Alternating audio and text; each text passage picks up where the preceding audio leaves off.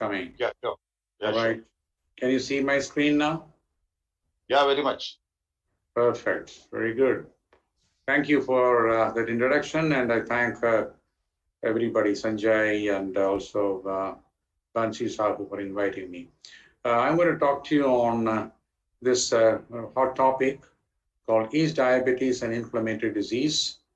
And biomarkers tell the story. What is a biomarker? The National Institute of Health definition of biomarker is quite different from the FDA one. It's defined as a characteristic that is objectively measured and evaluated as an indicator of normal biological processes, pathogenic processes, or pharmacological responses to therapeutic intervention. FDA definition of biomarker is any measurable diagnostic indicator that is used to assess the risk or presence of disease. In other words, biomarkers are not only predictive of diseases, but are also involved in the pathogenesis, and therefore modifying them has a potential to change the course or onset of diseases such as diabetes and cancer. So a definition of an ideal biomarker would be, it should be refined identification of those at risk of a disease or progression, improve prediction of complications of the disease, and or guide and help to tailor responses to different therapies. It's a pretty high level of expectation. Now, interest in biomarkers in cardiovascular disease came mostly from the Framingham study published in 2006 in New England Journal. And they found that conventional risk factors do not fully explain cardiovascular risk. Biomarkers are new to identify persons who are at high risk of cardiovascular disease. Biomarkers from multiple biological distinct pathways are associated with the risk of death and even major cardiovascular events, and examples are which some of them we are using it almost every day in our practice. C-reactive protein, natriuretic peptide, fibrinogen, D-dimer, which we've been using because of the COVID and homocysteine. So now we are coming to biomarkers in diabetes, and I'm going to talk to you only on based on the original research work done in our laboratory in Chennai, and what I'm going to talk to you is absolutely applicable to the Indian population. Biomarkers for diabetes should predict onset of diabetes in non-diabetic subjects, as I told you earlier. Biomarkers for complication should identify subjects with high risk of developing complications of diabetes, namely cardiovascular disease or microangiopathy. Well, in some instances, a biomarker may be added to conventional risk variables to improve the power of association or prediction. Now, I'm going to look at pre-diabetes in the Indian population to see whether we can actually look at biomarkers to predict the risk of diabetes. For those who are not very familiar with the studies that we have done, I look at what is pre-diabetes and our studies on primary prevention. Pre-diabetes, as you know, is an intermediate state of glycemia before developing diabetes, and it is detected by hyperglycemia and high HbA1c levels. It has not only have a high risk of diabetes, but it's also got a high risk of cardiovascular disease. In fact, many people can go into a cardiovascular events before developing diabetes. Hyperinsulinemia and inflammatory state seem to exist in pre-diabetes. Very interesting. Well, can measurement of inflammatory adipokines be helpful in identifying people at high risk of diabetes and cardiovascular disease? This is critical for the simple reason that not all people with pre-diabetes develop diabetes. Some of them even reverse to normal. So only prospective follow-up cohort studies can answer the question whether there's a predictive value of biomarkers to actually predict the onset of diabetes. Now, fortunately, we have been involved in many prospective studies. Now, what do we mean by this is that development of diabetes from pre-diabetes to diabetes can occur, but it can also become reversed. Now, the most important things we usually look at are the defective beta cell function and insulin resistance, along with genetic factors, low birth weight, and obesity factors, which are the conventional risk factors for diabetes. However, these conventional risk factors do not fully explain the full risk of getting diabetes. Therefore, we are now looking at biomarkers which are called pro-inflammatory cytokines or adipokines in pre-diabetes to see whether it can predict the onset of diabetes in the Indian population. The biomarkers that we studied in our laboratory include adiponectin, retinal binding protein 4, GGT and the liver enzymes, interleukin 6, leptin, pisfatin, and pituin. So I'll give you about 3 or 4 studies or prospective studies to see whether some of these can actually have a predictive value in the development of diabetes. For those who are not familiar, we know the Indian Diabetes Prevention Program is a prospective randomized control trial in which we took patients with impaired glucose tolerance and randomized them into different intervention strategies in order to prevent diabetes, and the primary outcome was diabetes. And we found that there was a risk reduction in diabetes with intervention. What we found was with lifestyle modification, the relative risk came down by 28.5%, with metformin 26.4%, and with metformin and lifestyle modification, there was no added benefit, 28.2%. So there was a positive result of this study showing that lifestyle modification prevented diabetes. The next study that we did was to see whether mobile phones can be used to change the behavior of people to prevent diabetes. So it evaluated whether tailored mobile phone messages or the SMS, which we are using every day, encouraging lifestyle changes could reduce incidence of type 2 diabetes in the Indian population with pre-diabetes. And this was the design of that study, 1:1 randomization, and these people were actually followed up for 2 years. And surprisingly, we found at the end of 2 years, there was a 36% relative risk reduction of diabetes. In other words, what it found was that there was the number needed, it was 11, there was an absolute risk reduction of 9%. Now, why did I talk about these prevention studies? The prevention cohort gave us material and opportunity to look for biomarkers for diabetes. One of the first things that we actually published was in 2003. In fact, 3 years before we published the Indian Diabetes Prevention Program, Snehalada was the first author. In fact, this was one of the first studies in the world to show that low adiponectin is actually indicative of insulin resistance and can produce diabetes. So what is adiponectin? Adiponectin is a hormone produced solely by adipocytes and is a regulator of glucose and energy metabolism or homeostasis. Low adiponectin is associated with low insulin sensitivity and participates in the etiopathogenesis of type 2 diabetes. Now, we want to examine this, whether it is true in the Indian population. And what we can find here is that in the lower tertile of baseline adiponectin, there was 56% incidence of diabetes, while in the higher tertile, third tertile, is only 12%.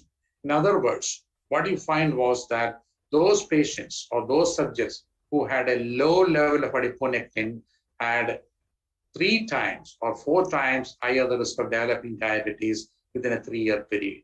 So this is one of the first papers showing the pathogenetic mechanism of adiponectin in production or pathogenesis of diabetes. So from this study in 2003, we concluded that low adiponectin concentration is indicative of low insulin sensitivity and is a strong independent predictor of future development of diabetes in subjects with impaired glucose tolerance. Adiponectin may have a central role in the pathogenesis of type 2 diabetes. The next paper which we published was in 2015 in Biofactors. And what was that? That is called Retinal Binding Protein 4, which predicts incident diabetes in the Asian Indian men with pre-diabetes. What is retinal binding protein? Retinal binding protein is a 21K delta protein that belongs to the lipocalin family. was initially known as a specific carrier for the delivery of retinol in the circulation.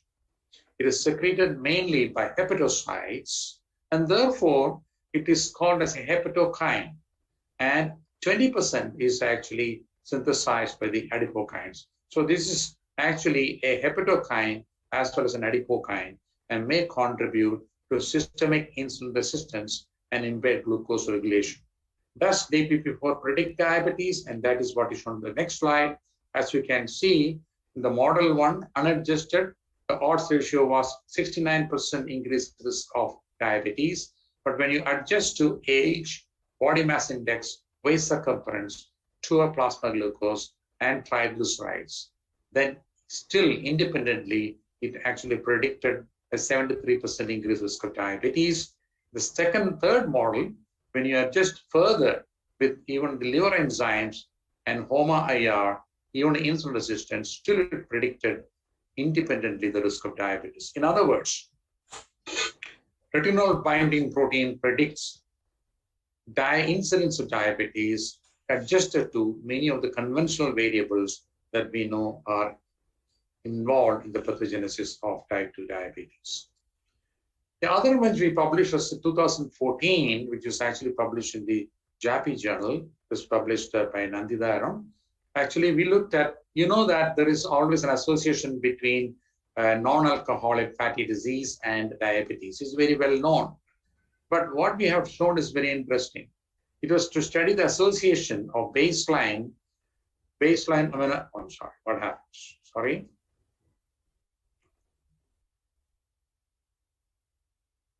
All right.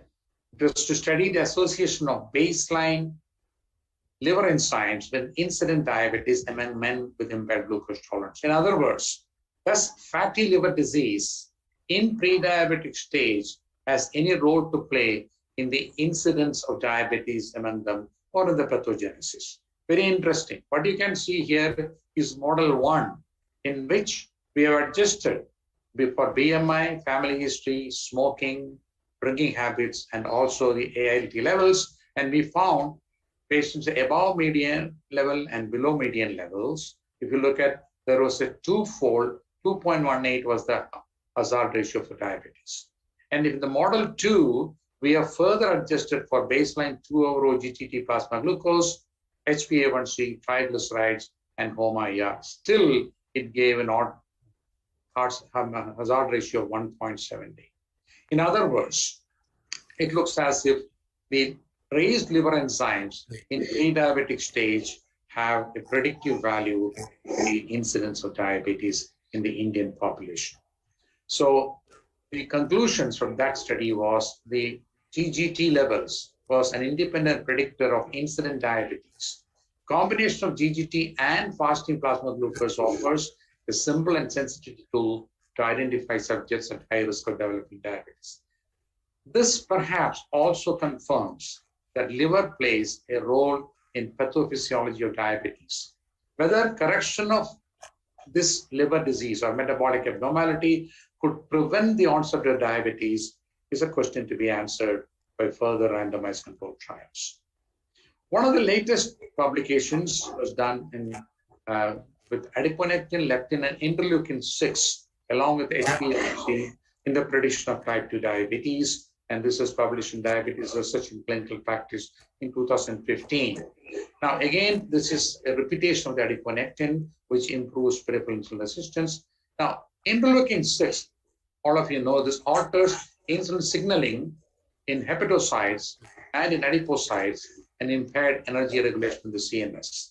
Leptin is related to insulin resistance. So what did we find? We found, again, low adiponectin was 45% increase in the, this is negative because lower adiponectin predicted diabetes, higher interleukin-6 adjusted, predicted, and the odds ratio was 2.27. Leptin, it was not significant. So there are other biomarkers like even interleukin-6 seems to predict the onset of diabetes in people with pre-diabetes. Now, we actually did a receiver operating curve to look at the sensitivity and specificity of the prediction for diabetes. And actually, we can combine two biomarkers. Look at this. if you combine IL-6 and low adiponectin, high level of interleukin-6 and low level of adiponectin has a sensitivity of 73% and a specificity of 64.5%, which is the best model to actually predict diabetes. One of the latest papers published was actually published in Scientific Reports just last month. And this is looking at more important biomarkers called bisfatin and fituin A. And what are they? Bisfatin is actually produced by visceral adipocytes in the visceral adipose tissue, and there's an adipokine. It is regulated by hormones and cytokines influencing glucose homeostasis, correlated with markers of obesity, parallel increase with insulin and hyperglycemic state. So what is we always connection between central adiposity and diabetes and insulin resistance. One of the medium by which it is being happening is an adipokine produced by the visceral adipose tissue called bisfatin. The other one we studied in this particular study was fituin A. This is actually produced in the liver, is another hepatokine. It is elevated levels in obesity and is also seen elevated levels in type 2 diabetes, metabolic syndrome, and also NAFLD and correlated parameters. Now we wanted to examine whether these two important biomarkers have predictive value in pre-diabetes in the Indian population. What is shown here is the incident diabetes in the tertiles, baseline tertiles of bisfatin in patients with pre-diabetes.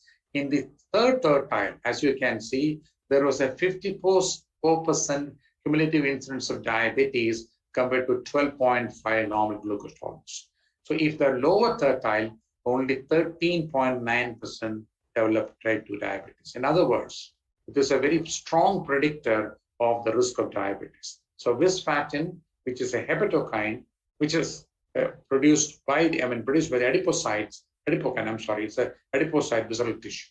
The other one is fituin A, and fituin A again shows the same, and that is actually showing again in third tertile of fituin A, there is a 55%, 6% incidence cumulative of diabetes, while in the lower tertile it is only 12.5.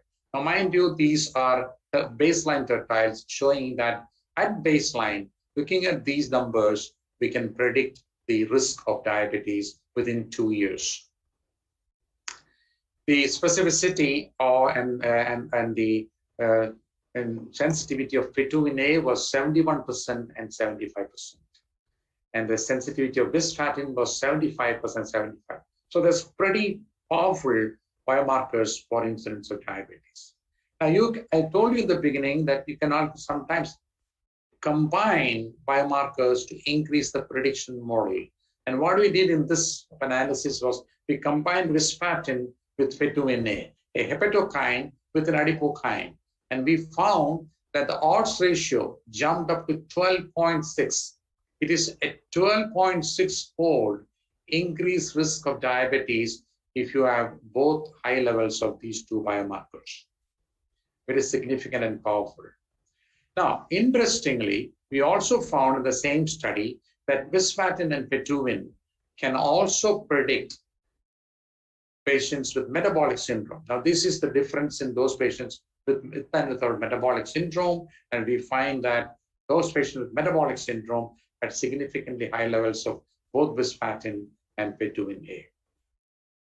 So now there are two global studies. We were looking for other studies in the world which has actually looked at whether there can be biomarkers in other populations. And there are very few studies. This is a study from the United States from the DPP program, which is the Diabetes Primary Prevention Program, in which they looked at the biomarkers at a baseline value. And what did we do? They looked at what is called non-traditional biomarkers. The study compared the associations of circulating biomarkers of inflammation, endothelial and adipocyte dysfunction, and coagulation with incident diabetes. And what they found is E-selectin and adiponectin, low levels of just like our study, and tissue plasminogen activator. Now, E-selectin is actually a hormone which actually predicts endothelial dysfunction.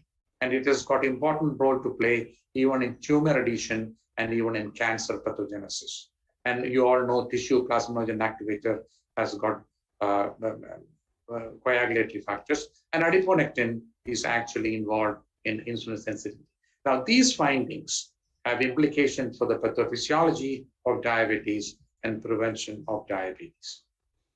This is another important study from Germany, which is a population-based study called the Monica Cora study, which was a very large population looking at the incidence of diabetes, coronary artery disease, and even mortality. And they found a panel of 6 biomarkers, including HDL cholesterol, D-chorin, and IL-IRA, and also an insulin growth factor. They also looked at E-selectin and adiponectin. And very interestingly, these biomarkers together actually have predicted not only type 2 diabetes, also coronary heart disease. These are the only 2 studies that we could find where biomarkers have been implicated.